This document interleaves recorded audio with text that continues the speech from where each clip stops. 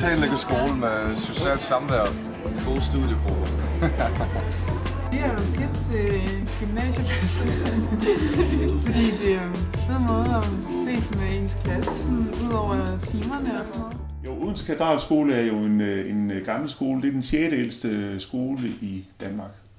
Og når den hedder en katedralskole, så er det fordi, den i sin tid har ligget klods op og ned af domkirken. Og vi kan spore dens historie helt tilbage til 1283, altså mere end 700 år tilbage i tid. Skolen er så flyttet herhen til, vi er placeret her i slutningen af 1800-tallet i slottets køkkenhave, så vi bor lige oven i kartoflerne og gulerødderne og sådan noget her. Og her har den så ligget lige siden. Vi står i et af skolens aller smukkeste rum, nemlig biblioteket. Og det helt særlige ved biblioteket er, at biblioteket ligger, hvor biblioteket altid har ligget, siden skolen blev bygget i 1894. Det er sådan, at nedenunder var rektorsboliger, og ovenpå var pedagogbolig, men biblioteket blev bygget her på den her etage i 7 små rum. Skolen har en fantastisk samling, meget smuk, meget gammel. Og et af de særlige værker, som biblioteket har og skolen har, det er Flora Danica. Skolens bibliotek er fra 1757, altså det har ligget der, hvor skolen har ligget før. Men Flora Danica kom faktisk lige få år efter. Bogen her er lige så gammel, som skolens bibliotek er. Og spørgsmålet er altid, hvordan har skolen fået dem her? Har man købt dem, eller hvad har man gjort?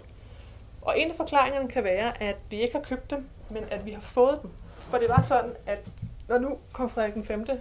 havde fået dem lavet, så skulle de også udbredes til folket, eller i hvert fald til noget af folket. Så præster og rigmænd, eller adelsmænd i hvert fald, fik dem udleveret, og lærte skoler, altså en skole som katedralskolen, fik dem forærende, sådan så de kom skolen til gavn. Om eleverne har set dem dengang i 1700-tallet og 1800-tallet, det er lidt uvist, fordi biblioteket her var sandelig ikke for eleverne, det var for lærerne. Det er først inden for de sidste 100 år, at eleverne har fået lov til at komme i det store, smukke biblioteksrum.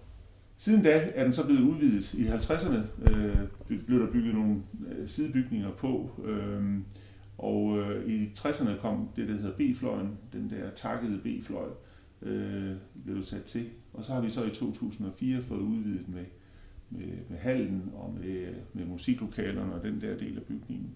Og endelig så her i sidste år. Som sagt har det for mig været et stort privilegium at få lov til at arbejde her og møde de herlige elever, dejlige lærere vi har. Selvfølgelig er der problemer i hele, men overordnet set har det været lidt af en fest. Ja, så sidder vi her på det øverste studietorv i den nye bygning.